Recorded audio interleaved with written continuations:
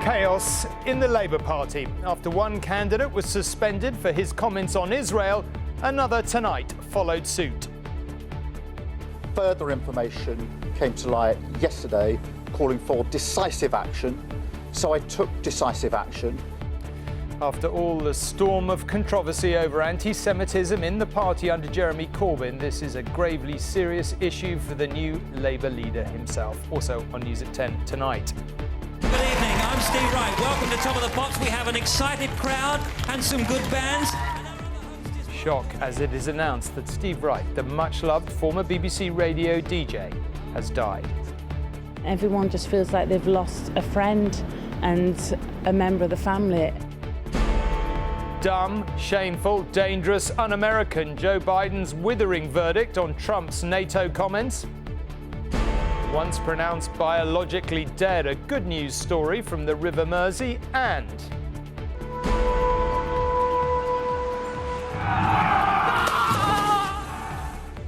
the Devil's Pulpit, the much-filmed beauty spot that is now up for sale.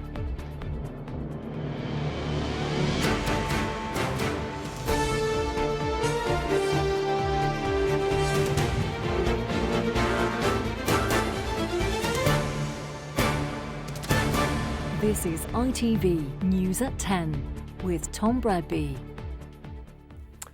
Good evening. For the first few months of his leadership, Sir Keir Starmer had to battle to get Labour out from underneath the claims of anti-Semitism that had engulfed his predecessor Jeremy Corbyn's time in charge of the party. Now, a few months out from a general election, those claims have come back to haunt Sir Keir and his party. Today, a recording of alleged anti-Semitic comments by a second Labour candidate has come to light. After taking 2 days to withdraw support for the first one, Azhar Ali, I took decisive action, Sir Keir said today. He was quicker to suspend the second, the former MP Graham Jones.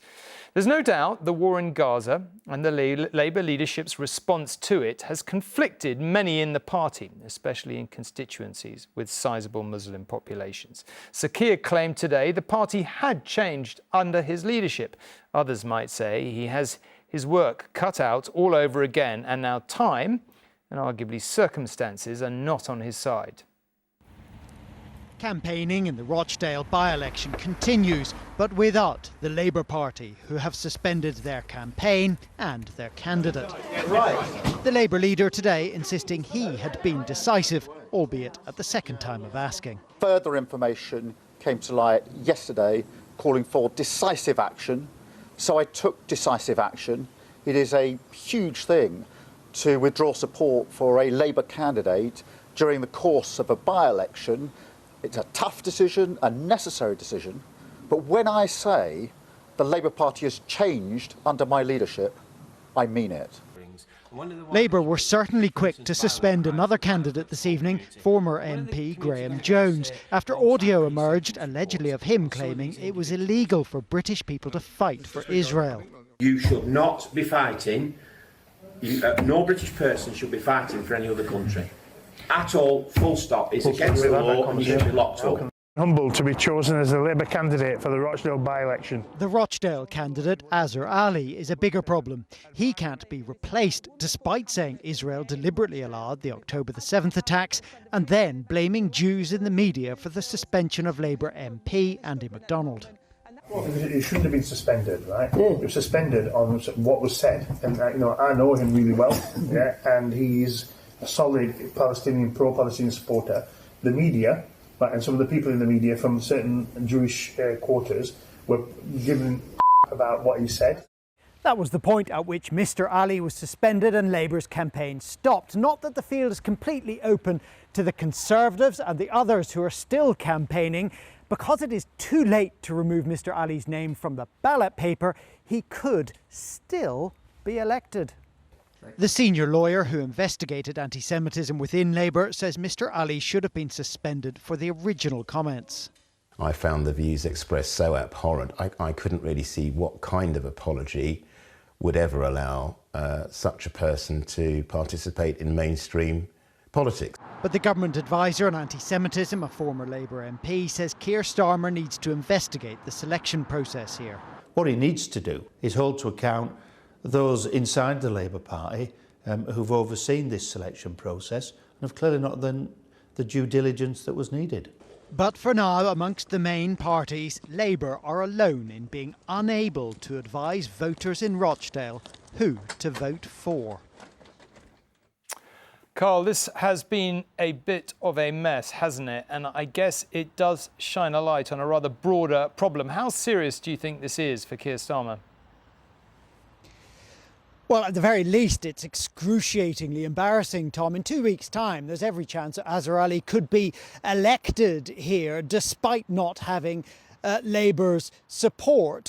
It is also perfectly obvious to everyone that Keir Starmer gave him the benefit of the doubt for 48 hours in a way that more left-wing MPs and councillors and candidates have not had.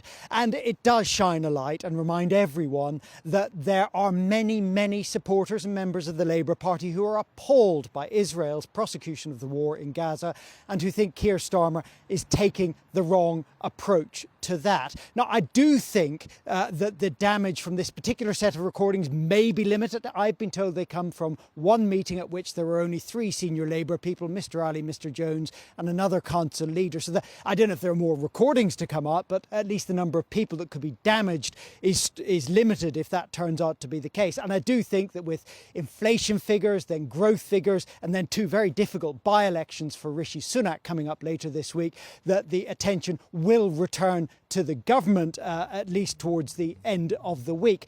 But the problems within Labour over Israel-Palestine have not gone away. Those fissures run very deep and they will return to haunt Keir Starmer. OK, Carl, thank you very much indeed. And as election rules require, here is the list of who is standing in Rochdale. Mr Ali at the top there is still on the ballot paper as the Labour candidate, as Carl was saying. There are 11 candidates in all, though, thanks to the lure of a by-election. More details on our website. The vote itself is in just over 2 weeks' time. Judging by the warm memories, the radio DJ Steve Wright was, in person, everything he appeared to be on his shows. His colleague, Sarah Cox, said his death at the age of 69 had left Radio 2 shattered. He was, she said, witty, warm and a huge part of the station's family. For nearly 40 years on Radios 1 and 2, he combined professionalism and personality to create a two-way bond with his audience. He was only on air this Sunday, while now the world of radio is in mourning for the voice behind. Steve Wright in the afternoon. We will tell you about a marriage where the groom is 103 years old and the bride is 107. If good radio is about making the listener feel like they're part of the gang, Steve Wright was a master at it. For more than 40 years, he was a mainstay presenter on the BBC's biggest music stations. But his shows were about a lot more than putting records on. I just wanted to not be a talking about the music guy. I wanted to talk about things. So whatever it was that concerned people, television or it could be radio, could be royalty, it could be anything that's about life. They're all double parked out there, you sure? Yeah! Wright was a pioneer. He changed the way music radio sounded. In between the songs were stories, characters and comedy. He created a format that so many have copied for his Radio 1 show, Steve Wright in the Afternoon. It drew in big stars, while his big-hearted, friendly approach won an audience of many millions. He's died at the age of 69. Obviously, this is it's a tricky announcement to make. The task of announcing Wright's death to radio audiences this afternoon was difficult for presenters who'd worked alongside him. He made radio that you couldn't switch off. You know, you didn't have it on in the background. You leant in and listened because it was so funny and so clever and so smart. And I think he's the only presenter I've ever known who works all morning prepping the show and then goes in and works all afternoon doing the show. He put absolutely everything into that programme. Hello there, good evening. I'm Steve Wright. Welcome to Top of the Pops. We have an excited crowd. There were forays into television, where he was a regular on Top of the Pops, but radio remained Steve Wright's favourite medium. And at the BBC, he was known for being kind and supportive to younger colleagues, among whom his death has come as a profound shock. When I started at Radio 2 in 2013, he was absolutely lovely. He was the kindest, most generous, warmest man. and he always looked out for people. He took people under his wing. He was a really, really lovely man, and we're all absolutely devastated. And I'm back for more love songs next Sunday. Ta-da then. Steve Wright was last heard on air at the weekend on his Sunday Love Songs programme on Radio 2. The station's boss said tonight that Wright understood the connection and companionship that radio engenders better than anyone, and we all loved him for it. Radio DJ Steve Wright, the master of his art, whose death was sadly announced today. He invited me onto his show a couple of times, and I have to say, he was an absolute gent. Now, after weeks of waiting by Ukraine to find out whether more American money is on the way to bolster its war against Russia, one half of Congress, the Senate, has agreed an aid package. Approval by the other half, the House of Representatives, is of course far from assured. This evening, President Biden told the House that refusing to pass the £50 million package was playing into President Putin's hands. He also attacked his rival, former President Donald Trump, for suggesting America would not come to the aid of countries that didn't pay their NATO contributions in full. Ukraine has fought a remarkable campaign against Russia, but it's fast running out of arms. Now, Donald Trump's not only seeking to block a US military aid package, but is also questioning America's support for NATO, which today drew a furious response from President Biden. Just a few days ago, Trump gave an invitation to Putin to invade some of our allies, NATO allies. Can you imagine a former president of the United States saying that? The whole world heard it. He was referring to this speech by Donald Trump in South Carolina at the weekend, where he reiterated his blunt message to NATO members he accuses of underspending on defense, who might face Russian aggression. No, I would not protect you. In fact, I would encourage them to do whatever the hell they want. You got to pay. You got to pay your bills. President Biden's anger was clear, seeking to frame Trump's isolationism as dangerous. No other president in our history has ever bowed down to a Russian dictator. Well, let me say this as clearly as I can. I never will. For God's sake, it's dumb, it's shameful, it's dangerous, it's un-American. It's not just NATO which Trump is undermining. American support for Ukraine is also under pressure, despite the US Senate last night passing a $60 billion funding package. On this vote, the yeas are 70, the nays are 29. The bill, as amended, passes. It prompted thanks from the Ukrainian president, but the bill still faces insurmountable opposition in the House of Representatives, where Trump loyalists, led by Speaker Mike Johnson, have vowed to block it. Experts say without more weapons, Ukraine's survival might be on the line. In a war of attrition, we don't know at what point Ukrainian forces will break. And it could be that by not providing this aid, by Ukraine running out of munitions, well, then Russia can keep going on the offensive and may be able to break Ukrainian lines. So this could be very existential for Ukraine if the Congress of the House of Representatives does not take up this legislation.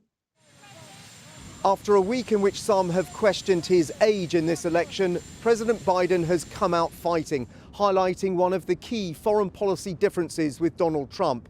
Joe Biden is stressing America's global leadership role, contrasting it with Donald Trump's isolationist agenda.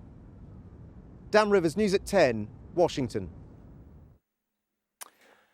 Almost half a century of the body shop history on our high streets is hanging in the balance tonight after the cosmetics chain called in administrators. They will try to find a buyer, but in the meantime, it is a body blow to the 2,000 UK staff. The Body Shop is bust, in administration and unable to pay its bills as they fall due. But for now, it's business as usual. That's terrible, another shop on the high street. To be honest, I'm not really that shocked. A shame because I used to do a lot of shopping from Body Shop, yeah. Only 3 months ago, the German private equity firm Aurelius bought the Body Shop and pledged to return it to its former glory. Aurelius has since sold some of the overseas business to an unnamed buyer for an undisclosed sum, and it has now called in administrators to restructure the business in the UK. The Body Shop has 199 shops in the UK and employs more than 2,000 staff. The most recent accounts show that the Body Shop's sales here slumped from £275 million in 2021 to £197 million in 2022. The Body Shop's first shop was opened in Brighton in 1976. The late Anita Roddick championed fair trade consumerism and the business thrived. By the 1990s, it was on high streets everywhere. This analyst thinks that shop closures and redundancies are now inevitable. I don't think the Body Shop needs to keep many stores, just some key stores in city centres, shopping centre locations where people can try out the products, but that estate can really be slimmed down. How many, 100, 50? Maybe 30. The last few days have shown that there is still a lot of affection for the Body Shop, but fewer and fewer people are spending their money there. Something needs to change. And Joel is here to talk about this. Look, retail's often been a tough business over recent years. Is that the story here or something more? Well, we don't really know because there's quite a lot about this. It's just quite opaque. The take from a source close to Aurelius, the private equity firm that took the business on just 3 months ago, is that quite simply, when they did that deal, they didn't really have full visibility on just what a state the Body Shop's business was in, and that over a crucial Christmas trading period, the Body Shop performed really, really poorly. Now, both of those things may well be true, Tom. The thing is, we have to bear in mind that Body Shop's troubles date back years, not months. And, you know, the problem is Aurelius hasn't really published data to back this up. What we do know is that a court has appointed an administrator to decide what's next to take control of the company, and that the administrator's plan A will be to find a buyer for the business. On the face of it, that's going to be very, very difficult.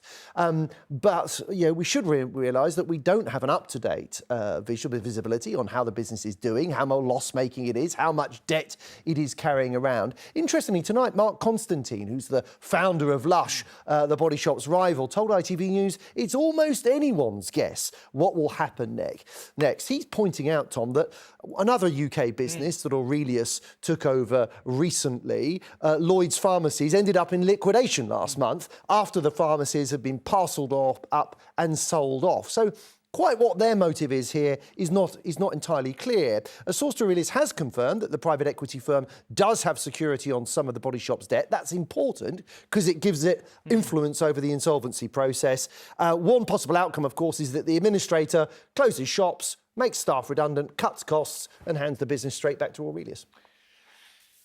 Raised eyebrows. Right, OK, thank you very much. Now, that so many people, particularly young adults, can't afford to buy a home is one of the scandals of our age. Their launch into life stunted, and it isn't just young people, of course.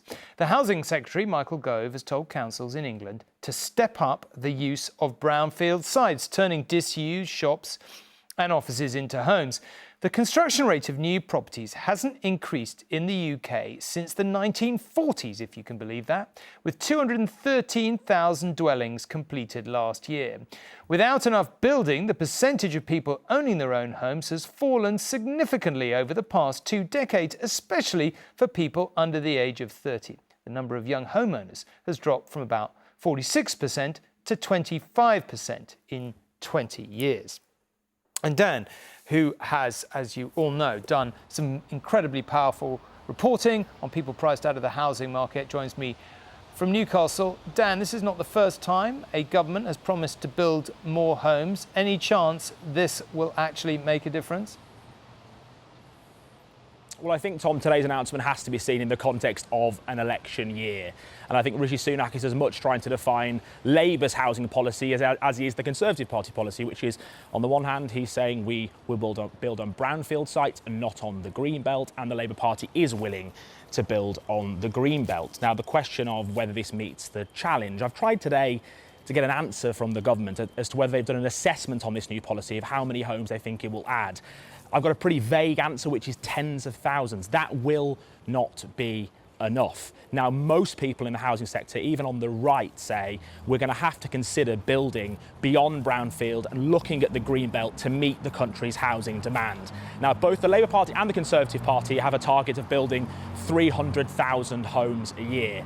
To put that into context, it would take 50 years building at that rate every year to meet the current housing demand. It falls well short of this very urgent problem. And successive governments, as you say, have consistently failed to build enough homes in areas people need them. It has caused a affordability crisis, it's caused a rental crisis, and as we've been reporting on this programme for many months now, it's caused increasingly a homelessness crisis as well. There are two key elements missing from this debate, two key ingredients. One is ambition, as I've talked about, ambition of scale. One is also bravery.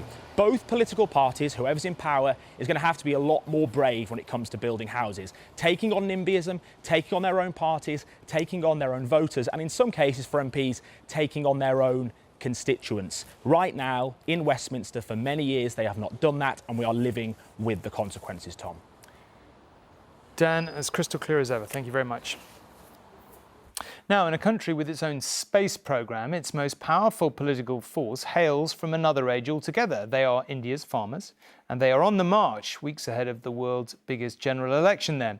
Thousands are descending on Delhi, or at least trying to. They are demanding guarantees of a minimum purchase price for crops, something they were first protested about in 2021. They want the government to honour a promise to double their income and ensure they earn a 50% profit on top of their overall production costs. Most of the farmers have travelled from the Punjab with the aim of reaching the capital, Delhi. Even through the clouds of tear gas, it's easy to see the trouble brewing for the world's would-be superpower. Battalions of furious farmers on a collision course with India's government and a general election in sight. Down with Modi is their battle cry. At stake, state guarantees for agricultural prices and the future of the millions who work the land. The anger is very much palpable. The farmers and the workers are determined that we will fight this government. We will resist the corporate loot that is going on. And also in the elections, we will give a fitting rebuff to them. It is little more than 2 years since the farmers inflicted a rare defeat on the government of Narendra Modi after they occupied the outskirts of Delhi for 12 months. But the issues are still unresolved. And today the authorities are ready to defend the capital again, turning the city into a fortress, blocking farmers' access, banning protests, armed police on standby. 1-0. But while Prime Minister Modi has put his nation into space, India is now on the moon. a new age of farm reform is proving harder to launch. Critics say changes empower corporate agriculture. So this is a clash of India new against old. This is not a government that is counting its successes, having completed a decade in power, being anti-farmer or not caring for the agricultural sector is not a tag that this government would like to exit, as they want to exit on a note of triumph. The Farmers' March has been halted for now, 125 miles from Delhi, but a countryside strike has been called for Friday. Modi will underestimate the power of tradition at his peril. John Ray, News at 10. For the River Mersey, which once floundered at the bottom of Europe's pollution league table, the tide has well and truly turned. A scarcely believable 45 different species of fish have been found in a river that was considered biologically dead in the 1970s. These waters were once considered to be the most polluted in Europe. But over the past 3 decades, the River Mersey has been making a remarkable recovery. The evidence is in the catches being made by local anglers. As a member of the public walking past there, you look at the River Mersey and you just think that this is brown expanse of open water. Got a little bit of seaweed floating on the top of it. But actually underneath is this really vibrant ecosystem which is slowly redeveloping, sort of renaturalising and recolonising the river. Through the 19th and 20th centuries, the Mersey was at the heart of Liverpool's booming economy. But it also became a dumping ground for industrial waste and sewage. By the 1970s and 80s, it was biologically dead. Now it's being described as the greatest river recovery in Europe. A survey in 2002 found only 15 species of fish in the Mersey estuary, but in 2022, 37 different types of fish were caught in the Mersey Rivers Trust species hunt.